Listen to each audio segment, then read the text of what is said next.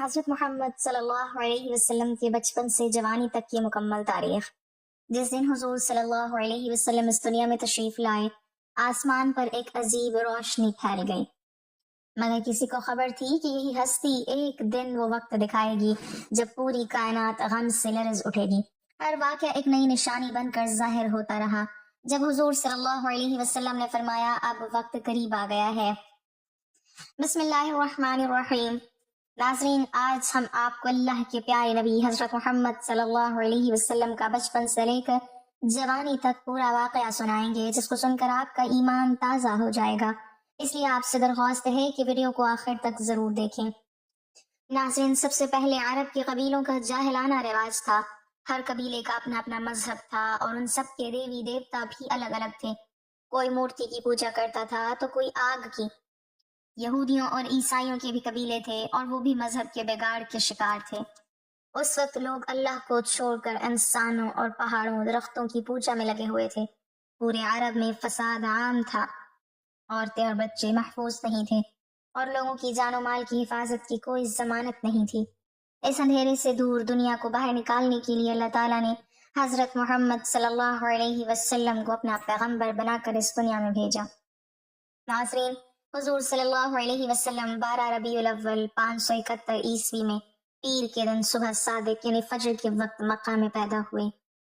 آپ صلی اللہ علیہ وسلم کے پیدا ہوتے ہی آپ کے دادا عبد المطلب نے آپ کو گود میں اٹھا کر کعبہ شریف کے پاس لے جا کر آپ کے لیے دعائیں کی اور آپ کا نام محمد رکھا۔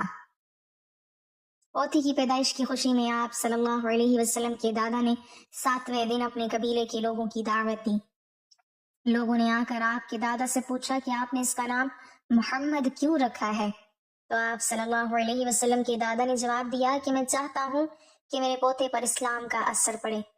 اور آپ صلی اللہ علیہ وسلم کی والدہ سیدہ آمنہ نے آپ کا نام احمد رکھا تھا۔ ناظرین، پیغمبر حضرت محمد مصطفیٰ صلی اللہ علیہ وسلم جب پیدا ہوئے تو آپ کی ختنہ پہلے سے ہی کی ہوئی تھی اور آپ کی آنکھوں میں سرما بھی لگا ہوا تھا اور آپ کا سارا بدن پاکیزہ تھا۔ آپ کے دادا عبد المطلب نے اپنے پوتے کو ختنہ شدہ اور ناف کٹا ہوا پایا تو وہ بہت خوش ہوئے اور فرمایا کہ میرا پوتا بڑی نرالی اور بڑی شان والا ہے۔ اور جب آپ صلی اللہ علیہ وسلم پیدا ہوئے تو آپ کی مٹھی مبارک میں بند تھی، مگر شہادت والی انگلی آسمان کی طرف اٹھی ہوئی تھی اور ایسا محسوس ہو رہا تھا جیسے اللہ کی وحدانیت کا اقرار کر رہی ہو۔ ناظرین، اس وقت عرب میں رواج تھا کہ بڑے لوگ اپنے بچوں کو دودھ پلوانے اور پلنے بڑھنے کے لیے دیہاتوں میں بھیج دیتے تھے تاکہ کھلی ہوا اور دیہاتی ماحول میں بچہ صحت مند بڑھے۔ اسی رواج کے مطابق پیغمبر حضرت محمد صلی اللہ علیہ وسلم کو بھی مکہ سے دور طائف کے قریب بنی سعد کے علاقے میں بھیجا گیا۔ وہاں ایک دودھ پلانے والی خاتون تھیں جن کا نام حلیمہ تھا۔ وہ بنی سعد قبیلے سے تھیں، اس لیے انہیں حلیمہ سعدیہ کہا جاتا تھا۔ حلیمہ بہت غریب گھرانے سے تھیں، اس لیے انہوں نے آپ صلی اللہ علیہ وسلم کی پرورش کا ذمہ لیا، سوچ کر کہ 2 سال ان کی پرورش کرنے کے بدلے میں انہیں کچھ مال مل جائے گا۔ جب حضرت آمنہ رضی اللہ تعالیٰ عنہ نے اپنے بیٹے کو حلیمہ کے حوالے کیا تو جیسے ہی حلیمہ نے آپ کو اپنی گود میں اٹھایا، اس کے بعد ان کی زندگی میں رحمت اور برکت آنے شروع ہو گئی۔ اس وقت عادت کے مطابق بچے کی پرورش کا ذمہ عام طور پر 2 سال ہوتا تھا اور ہر 6 مہینے بعد بچے کو اس کے گھر والوں کے پاس ملانے کا رواج تھا۔ اس روایت کے مطابق دائی حلیمہ 6 مہینے کے بعد پیغمبر صلی اللہ علیہ وسلم کو ان کی ماں سے ملانے کے لیے مکہ پہنچی۔ ان کے ساتھ ان کا شوہر حارث اور ایک چھوٹا سا بچہ بھی تھا جو بھی ان کی گود میں تھا، اور وہ بچہ بھوکا رو رہا تھا کیونکہ حلیمہ کے پاس کھانے پینے کی کمی تھی۔ ابتدا میں حلیمہ دودھ نہیں پلا پا رہی تھی، لیکن جب انہوں نے حضور صلی اللہ علیہ وسلم کو اپنی گود میں اٹھایا اور انہیں پلانا شروع کیا تو حضور صلی اللہ علیہ وسلم نے خود سے رو کر دودھ پیا، اور آپ کے دودھ پلانے کے بعد حلیمہ کا اپنا بچہ بھی خود بھی دودھ پی گیا۔ یہ دیکھ کر حلیمہ بہت حیران ہوئی کیونکہ وہ جب مکہ سے روانہ ہوئی تھی تو ان کے پاس دودھ نہیں تھا، مگر جب سے یہ نورانی بچہ ان کی گود میں آیا تھا رحمتیں اور برکتیں آنا شروع ہو گئیں۔ اس کے بعد دائی حلیمہ اپنے شوہر، اپنے بچے اور حضور صلی اللہ علیہ وسلم کے ساتھ ایک دبلی پتلی سی اونٹنی پر سوار ہو کر واپس چلی۔ جب وہ بنی سعد کے قبیلے سے نکل کر مکہ کی طرف آئیں تو پہلے پہل یہی اونٹنی بہت سست رفتار سے مکہ پہنچی تھی۔ मगर अब वो तेज रफ्तारी से चल रही थी। दाई हलीमा की सहेलियां हैरान होकर बोली, हलीमा, हम पर रहम करो, आहिस्ता चलो, क्या ये वही ऊँटनी नहीं जिस पर तुम मक्का आई थी? तो हलीमा ने जवाब दिया कि जब से ये बच्चा मेरी गोद में आया है, अजीब व गरीब वाकयात मेरी जिंदगी में होने लगे हैं। दास्तान रहमत यूं ही चलती रही और 2 साल पूरे हुए। दाई हलीमा ने इस अरसे में अपनी जिंदगी में खैर और बरकत देखी, इसलिए वो दिल ही दिल में नहीं चाहती थी कि ये नूरानी बच्चा वापस भेजें। मगर रिवाज के मुताबिक 2 साल के बाद बच्चे को वालिदैन के हवाले करना पड़ता था। इसलिए 2 साल बाद दाई हलीमा ने हुजूर सल्लल्लाहु अलैहि वसल्लम को वापस मक्का ले जाकर हजरत आमना रज़ियल्लाहु तआला अन्हा के सुपुर्द कर दिया और कहा कि ये बच्चा मेरे लिए बहुत बरकत वाला है, कुछ दिन मजीद रख लूं तो मैं इसकी परवरिश चाहती हूँ। हजरत आमना ने इब्तदा में इनकार किया, मगर दाई हलीमा की बार बार दरख्वास्त पर रजामंद हो गई और थोड़े दिन के लिए बेटे को वापस दे दिया। जब हुजूर सल्लल्लाहु अलैहि वसल्लम की उम्र 4 साल पहुंची तो एक दिन आप दाई हलीमा के घर के बाहर कुछ बच्चों के साथ खेल रहे थे। अचानक आप जमीन पर गिर गए और आपका रंग बदल गया। तारीखी रिवायात में आया है कि उसी वक्त हजरत जिब्राईल अलैहिस्सलाम पहली बार आप सल्लल्लाहु अलैहि वसल्लम के पास आए थे। हजरत जिब्राईल अलैहिस्सलाम ने आपके सीने को खोला, आपके दिल को निकाला, उसे जमजम के पानी से धोया और दिल पर जो एक काले रंग का छोटा सा लोथड़ा था उसे हटा दिया और फरमाया कि आज से शैतान के हिस्से को दूर कर दिया गया है। फिर आपका दिल वापस सीने में रखा गया। ये मंजर देखकर खेल रहे बच्चे बहुत घबरा गए और दौड़े हुए दाई हलीमा के पास पहुंच गए और कहने लगे कि मोहम्मद को किसी ने कत्ल कर दिया। दाई हलीमा बहुत परेशान हुई, मगर जब आप होश में आए तो उन्होंने महसूस किया कि बच्चा जिंदा है और कहने लगी कि अब मैं इसे वापस नहीं रखूंगी बल्कि इसके घर वालों के सुपुर्द करती हूँ। इसके बाद दाई हलीमा ने आप सल्लल्लाहु अलैहि वसल्लम को मक्का पहुंचाया और हजरत आमना रज़ियल्लाहु तआला अन्हा को सौंप दिया। फिर आप सल्लल्लाहु अलैहि वसल्लम अपनी माँ हजरत आमना के पास रहने लगे। जिंदगी के कुछ अरसे बाद सफर मदीना के वक्त एक वाकया पेश आया। सन 575 या 576 में जब आपकी उम्र 5 से 6 साल के दरमियान थी तो आप मदीना के लिए रवाना हुए, जहां आपके वालिद हजरत अब्दुल्ला का मजार था और वहां आपके दादा अब्दुल मुत्तलिब के भी रिश्तेदार थे। सफर अमूमन 1 महीना या 1.5 महीना तवील होता था। रास्ते में जब आप वापस मक्का आ रहे थे तो हजरत आमना की तबीयत बिगड़ गई और उनका इंतकाल हो गया। मक्का और मदीना के दरमियान अल-अब्वा नामी जगह पर आपकी वालिदा को दफन किया गया। चुनाचे 6 साल की उम्र में आप यतीम हो गए। ये दुख हजरत अब्दुल मुत्तलिब के लिए बहुत सख्त था, क्योंकि आपके वालिद हजरत अब्दुल्ला की वफात आपकी पैदाइश से कुछ दिन पहले ही हो चुकी थी और अब आपकी वालिदा का भी इंतकाल हो गया। अब्दुल मुत्तलिब ने आपको गोद में उठाया और मक्का वापस चले।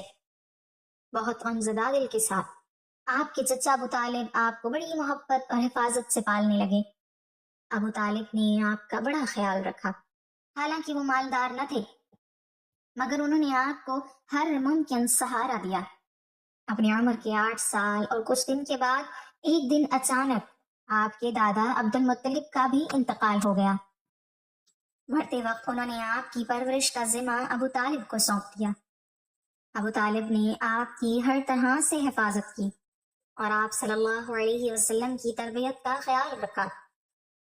अबू तालिब जब भी किसी सफर पर जाते तो आपको अपने साथ ले जाते, क्योंकि वो नहीं चाहते थे कि ये मासूम बच्चा जिसका न बाप था न माँ अकेला रह जाए। एक मर्तबा अबू तालिब अपने तिजारती काफिले के साथ शाम की तरफ तिजारत के लिए रवाना हुए और आपको भी साथ ले गए।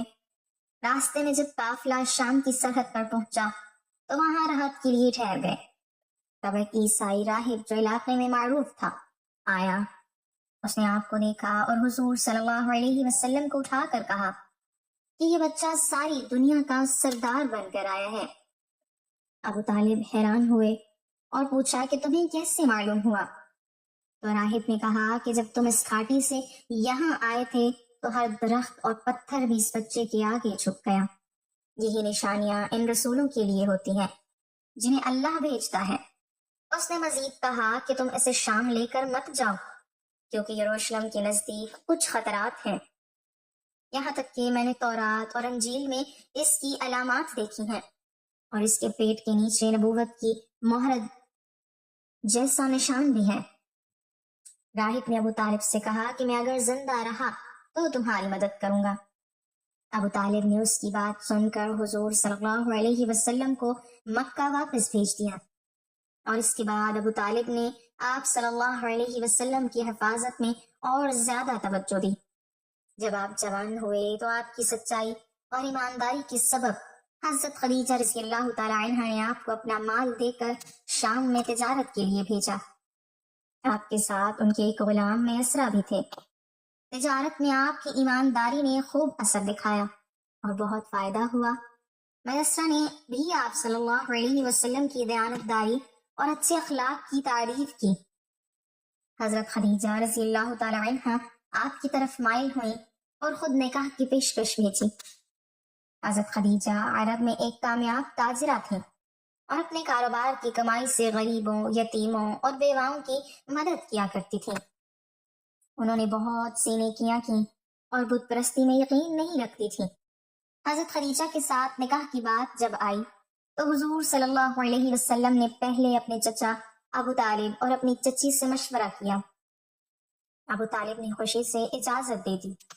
حضور صلی اللہ علیہ وسلم کے چچا حضرت حمزہ نے خدیجہ کے چچا عمرو بن نوفل سے ولی کی حیثیت سے بات کی اور 20 اونٹنی مہر دے کر نکاح ہوا۔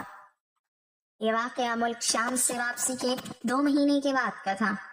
اس وقت آپ کی عمر 25 سال تھی اور حضرت خدیجہ کی عمر تقریباً 40 سال تھی۔ حضرت خدیجہ رضی اللہ تعالی عنہ آپ کی پہلی بیوی تھی اور آپ کے جیتے ہوئے وقت تک آپ نے دوسری شادی نہیں کی تھی۔ آپ صلی اللہ علیہ وسلم کی تمام اولادیں حضرت خدیجہ رضی اللہ تعالی عنہ ہی سے ہیں، سوائے حضرت ابراہیم رضی اللہ عنہ کے، جو مابعد میں ماریہ قبطیہ سے پیدا ہوئے۔ حضرت محمد صلی اللہ علیہ وسلم اور حضرت خدیجہ رضی اللہ تعالی عنہ کی اولادوں کے نام یہ ہیں: قاسم، زینب، رقیہ، ام کلثوم، فاطمہ اور عبداللہ۔ آپ کے تمام بیٹے بچپن میں ہی انتقال کر گئے تھے۔ آپ کی بیٹیاں ایمان و ہجرت میں شریک ہوئیں اور سب اپنی زندگی میں انتقال کر گئیں۔ صرف حضرت فاطمہ رضی اللہ تعالی عنہ آپ صلی اللہ علیہ وسلم کے انتقال کے 6 مہینے بعد دنیا سے رخصت ہوئیں۔ حضرت خدیجہ رضی اللہ تعالی عنہ آپ کی پہلی بیوی اور دنیا کی بہترین عورتوں میں سے تھیں۔ جب پہلی وحی نازل ہوئی تو حضرت خدیجہ رضی اللہ تعالی عنہ نے سب سے پہلے ایمان قبول کیا۔ وہ آپ پر ایمان لانے والی پہلی خاتون تھیں۔ اعلان نبوت سے پہلے اللہ کے پیارے نبی صلی اللہ علیہ وسلم اکثر غار حرا کی ایک پہاڑی پر چلے جاتے اور وہاں عبادت میں مشغول رہتے۔ ایک مرتبہ جب آپ وہاں عبادت میں مشغول تھے تو حضرت جبرائیل علیہ السلام آپ کے پاس آئے اور پہلی وحی پڑھائی۔ جبرائیل نے عرض کیا پڑھو، مگر آپ نے فرمایا کہ میں پڑھ نہیں سکتا۔ حضرت جبرائیل علیہ السلام نے دوبارہ کہا پڑھو، اور تیسری مرتبہ بھی کہا۔ پھر حضرت جبرائیل علیہ السلام نے آپ صلی اللہ علیہ وسلم کو اپنا سینہ دبا کر جتنا زور لگایا کہ آپ کا دل گھبرا گیا، مگر اس کے بعد ارشاد ہوا کہ پڑھو، اپنے رب کے نام سے جس نے پیدا کیا۔ یہی وہ پہلی وحی تھی۔ حضور صلی اللہ علیہ وسلم گھر واپس آئے، بہت گھبراہٹ اور کانپتے ہوئے حضرت خدیجہ رضی اللہ تعالی عنہ سے کہا کہ مجھے چادر اڑا دو، اور پھر آپ سو گئے۔ جب بیدار ہوئے تو آپ صلی اللہ علیہ وسلم نے سارا واقعہ حضرت خدیجہ کو بیان کیا۔ حضرت خدیجہ رضی اللہ تعالی عنہ نے پورا یقین دلایا کہ اللہ آپ کا ساتھ نہیں چھوڑے گا، کیونکہ آپ نے ہمیشہ یتیموں اور غریبوں کی مدد کی ہے۔ حضرت خدیجہ آپ کو لے کر اپنے چچا زاد بھائی ورقہ بن نوفل کے پاس گئیں، جو تورات و انجیل کے عالم تھے۔ ورقہ بن نوفل نے کہا کہ جو فرشتہ آپ کے پاس آیا وہ وہی فرشتہ ہے جو حضرت موسیٰ علیہ السلام اور حضرت عیسیٰ علیہ السلام پر نازل ہوا کرتا تھا، اور ان قریب آپ کی قوم آپ کے خلاف سختی کرے گی۔ ورقہ نے حضور صلی اللہ علیہ وسلم کی تصدیق کی، اور یہی وجہ تھی کہ حضرت خدیجہ رضی اللہ تعالی عنہ نے سب سے پہلے ایمان قبول کیا۔ ورقہ بن نوفل نے بھی حضور صلی اللہ علیہ وسلم کی تصدیق کی اور کہا کہ اگر وہ زندہ رہا تو آپ کی مدد کرے گا، یہ تھی آپ کے پیارے نبی حضرت محمد صلی اللہ علیہ وسلم کی ابتدائی زندگی کا وہ مفصل واقعہ جس میں آپ کی ولادت، پرورش، یتیمی، جوانی، نکاح، خدیجہ اور پہلی وحی تک کے حالات شامل ہیں۔ اللہ تعالیٰ ہمیں ان کے نقش قدم پر چلنے کی توفیق عطا فرمائے اور ہمارا آتما ایمان پر فرمائے، آمین۔ ناظرین، کمنٹ باکس میں اللہ تعالیٰ کے 99 ناموں میں سے ایک نام ضرور ٹائپ کریں۔